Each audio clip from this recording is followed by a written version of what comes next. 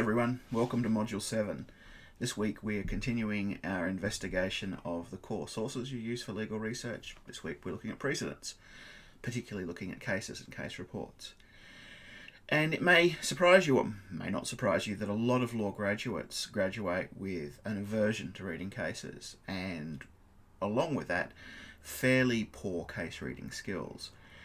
And they really struggle when they're actually called upon to analyse, examine cases in a real situation, in a work situation where there are no study guides.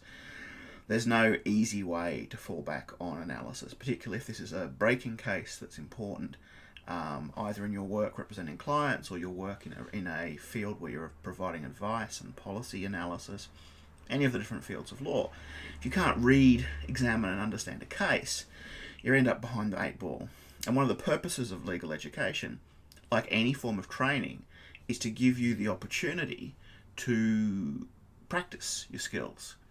And it's really like the situation where someone, you can get by just using case notes, by just using what's said in your study guides.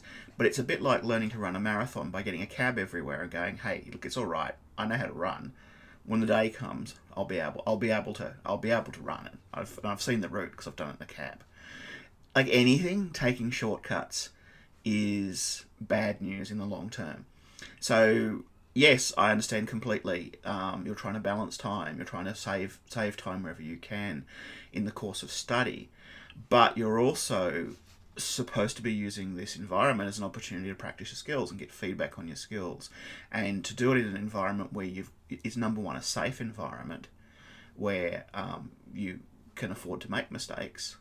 I mean, yeah, you've got grades writing on it, but compared to the mistakes you make in the real world, they're insignificant, really. But you also have the support of teachers who are there to support you through the process and answer questions.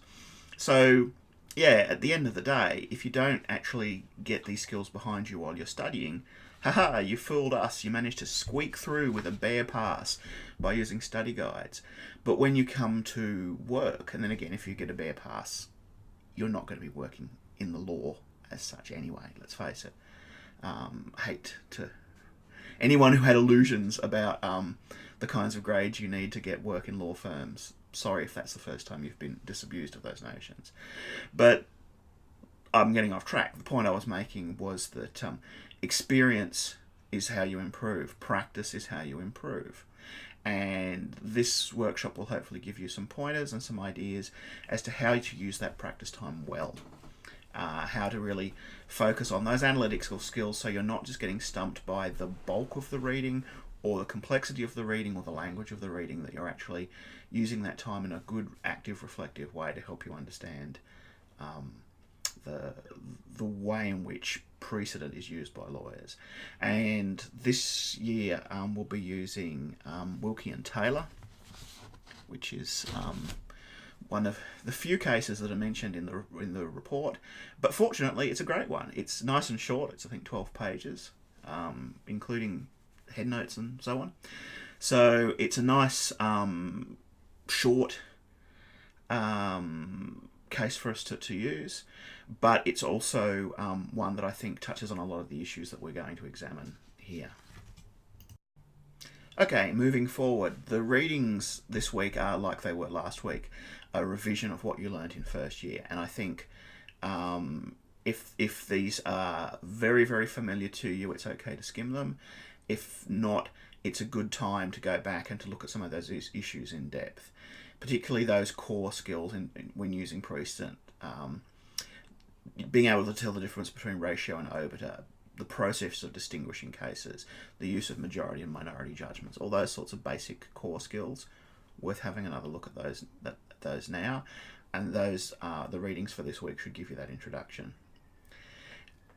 What these readings also, I think, should reinforce to us is that lawyering is about interpretation. It's about the construction of meaning. It's about the use of analogy and a metaphor. It's not a situation where there is the law out there and all lawyers do is go and find it and locate it and apply it. and we're already been moving away from that IRAC idea that there's this simple answer. All you've got to do is find the issue, find the law, apply it, and find the conclusion. That's not really how law works. It can work in situations where the law is really, really settled, but of course, no one needs a lawyer where the law is settled. Usually, where you need a lawyer is where things are unclear, in which case there is the analytical part of lawyering. So, lawyering has an interpretive aspect. It has a process of creativity to it, even though it's not kind of freewheeling,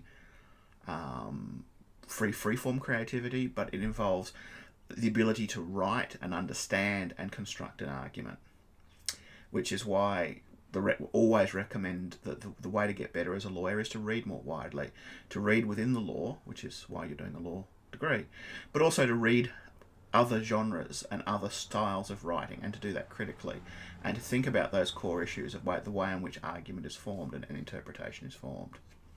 So the workshop this week moves us beyond what we looked at last week in terms of legislation. We're now going to look at a case, and how you then go beyond just merely looking at a head note or a case note summary, and how you actually deal with the text of a case. It also involves thinking of cases as something different to the facts of the case. And I think that's a bit of a trap you can get into early on, is that you go, oh, it's the case about the goat and the guy who tried to start a goat farm with one goat and then claimed it as a tax deduction, whatever. And that can be misleading. I think that's the way people tend to think of case studies, as it's about the facts and applying facts in similar circumstances. Whereas the law, it's about the principles. And I think the facts can be useful in terms of remembering cases. I mean, Donoghue and Stevenson, the snail in the bottle, is so memorable that it helps you remember Donoghue and Stevenson, but it's not about snails in bottles. That's not the situation. It's about the actual creation of a new area of law. So the next thing I think we need to think about in this workshop area is going beyond that idea about all you're doing is finding facts and you're finding similar facts in the cases. It's really all about the principles. It's about determining the policy framework and what policy is being applied. And I'm going to have a little chat at the end of this video about why that can be difficult, and why, particularly in older cases, why judges just don't get to the point and tell you what policy they're applying. But it's also about, in that policy construction, what are the limits of judgment? So what is it the judge can and can't do within a particular case when they're forming that judgment? Their power isn't unlimited. They're framed by the doctrine of separation of powers, so they're not able to just make up law as they go. They're also bound by the doctrine of precedent, but there's also substantial choices made in the exercise of judgment within that, and it's finding that balance. And I think the core thing to be looking for when we're examining cases is the take-home message for litigants later on, and that often might even be in the obiter. It might not even be in the ratio. It might not even be in the majority judgment, but often in a case, and ones that are set for study, it's about judges making a statement and saying, look, this is the message that we want to give out, and this is the message we want to give out to lawyers, because this signals either a change in direction or an affirmation of a principle, or basically something other than just the resolution of a conflict between two people, or two parties in this case. It's about something else. And that's what we're trying to say in this case, is here is the message that we want to sink in to everyone else. And of course, it's then also about zones of uncertainty, because cases can only resolve so many things, and there's all sorts of uncertainties that are unresolved. And again, good lawyering is about finding those zones of uncertainty and being able to map those out throughout when we map our judgments, and we figure out that this case holds this, but what doesn't it hold? What are the areas that are left ambiguous? And is there guidance provided within those areas, particularly in obiter again, where the judges will be saying, look, we can't decide this for the future, but we'd like to give an indication that this is the sort of direction that we want to go in. And finally, although it's probably the first thing you do, reading cases is about noting up. It's about that process of finding those connections. What cases did it decide that came before? What cases came after? What was its relationship with legislation? So there's lots of things that we're going to do and talk about in terms of precedents in the workshop, and I'm hoping that these different approaches will help you see the process differently and make the process, I think, easier to navigate than just saying go away and read a 200-page case and figure out what it means by yourself, which was the old school way of teaching law, just to give people no textbooks, huge lot of cases, read them all, and then at some point you should figure out what the law is. Okay, so the focus really here is on that, how you read and use cases. And the immediate problem we have with that is that cases are not written in an instructional mode. They're not designed. Their purpose is not to teach. And you might say that, even the textbooks in law, sometimes you might be wondering what their purpose is, because they don't seem to be using language that's very instructional or helping you learn. And textbooks are designed to help you learn. Whereas cases, the whole purpose is to make a formal record of the result of a particular appeal, particularly in terms of how it changes the way in which we see the law. It also records the resolution of the conflict between the parties, but honestly, as lawyers, we're less interested in that, and there are other ways by which that gets recorded and documented. The primary reasons for the case reports is to chart those developments in the law.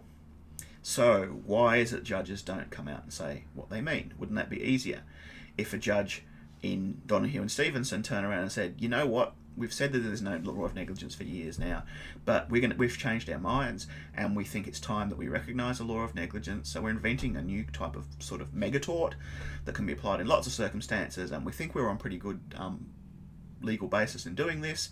These are the reasons, but the take-home message here is there's now a thing called negligence, and everyone's going to have to deal with it and work with it. Why didn't they say that? Well, there's this old theory called the declarative theory of law. And it's a dead theory now, hopefully, but it runs all the way through a lot of the cases you'll be reading. And I know when I studied law, which was not all that long ago, it was taught as orthodoxy, that judges do not make law, they do not make decisions, they go out and they find the law. A bit like you'd pick up a rock and look underneath it and go, oh wow, there's a law there. Someone must have put it there. I will follow that law. And as ridiculous as this seems, this was the way in which lawyers were trained and taught, and the way in which judges expressed themselves for years and years and years. Judges don't make law, they just find it. And there are problems with this, obviously, because, well, where do you find it? Well, we find it in the common law. Well, who put it in the common law? Judges put it in the common law. Someone wrote it originally and put it there. And it leads to those sort of embarrassing questions like, where did Adam and Eve's children find husbands and wives from? And similarly, the result is it's a matter of faith. You just have to have faith that the common law is out there and just don't ask questions about it. All right, we don't believe that anymore. We believe quite firmly that judges exercise judicial discretion in making law, and we're comfortable with that. Most of us are. You still see stuff in the news from time to time where people are trying to grind an axe and say, I didn't vote for a judge, how is it that judges make law? Well, everyone makes law. Law isn't this dead, inert thing that sits in a book. Everyone who uses the law interprets it. Everyone uses their own judgment. So judges, police officers, administrators, you and I every day. When we use laws, we obey laws, we disobey laws, we are creating and constituting that law through our action, regardless of what it says in the book. Now, we're not free just to make law up. That's not what the argument is here. It's not saying that if judges have the power to control the common law, they can just make up whatever they like. They're constrained by the doctrine of separation of powers. They're constrained by their own rules around precedent.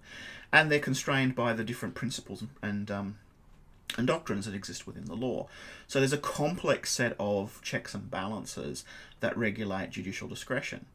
So it's not as simple as the two polar arguments. On the one hand, judges do nothing except they go out and find the law like a scientist, finding a new bug or something, and they just find it.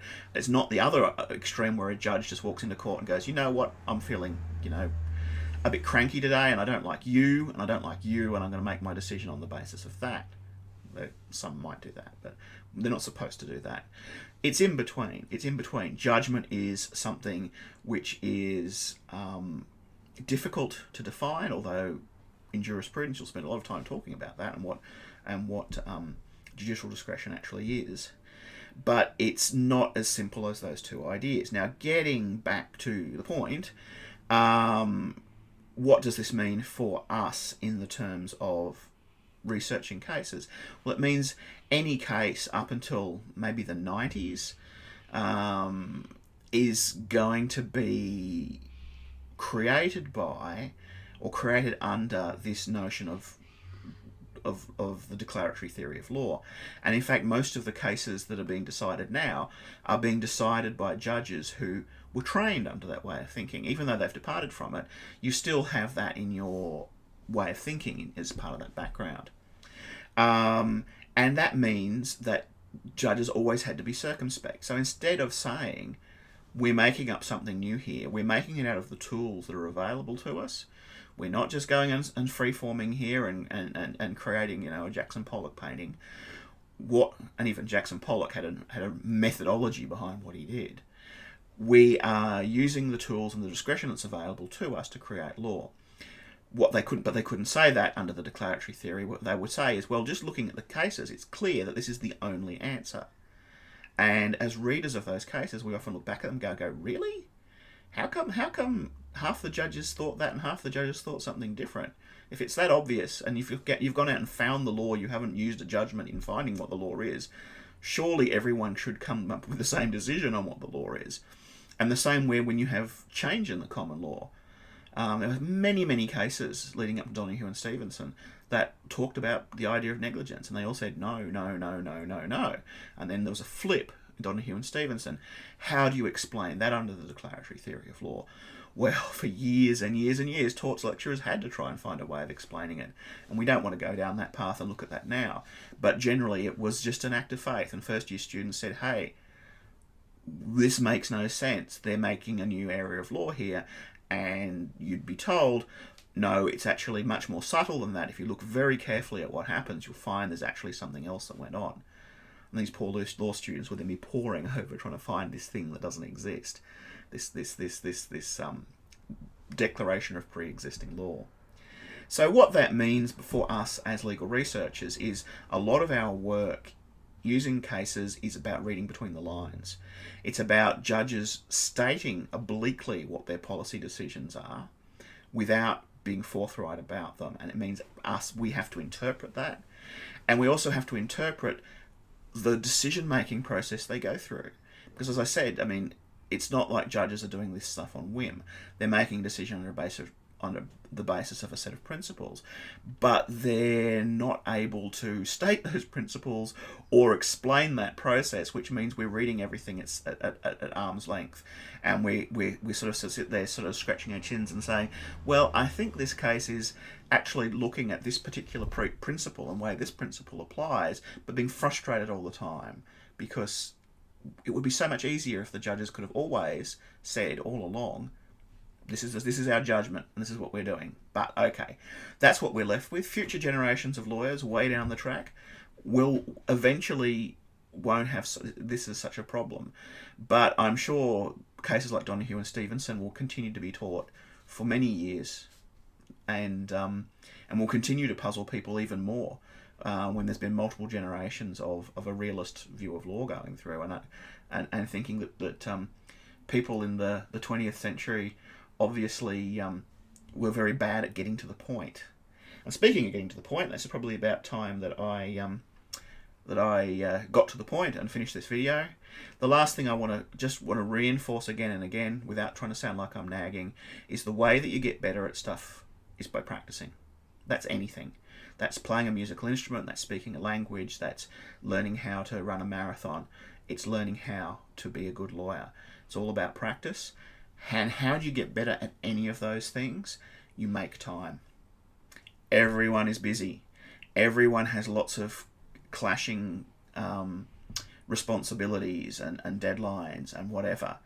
But you don't get to be even a mid-range athlete, let alone an Olympic level athlete, by saying, you know what, I'll catch up on all my practice next week, or hey, you know, I know I'm going to run against Usain Bolt next week, but you know what, I know how to run, basically. I might, you know, quickly fast forward some videos on running, and that'll get me through when I have to go into the Olympic competition and run. No, people get better by actually practicing. And that's the question that you're left with is, are you serious about getting better as a lawyer? If you are, make the time.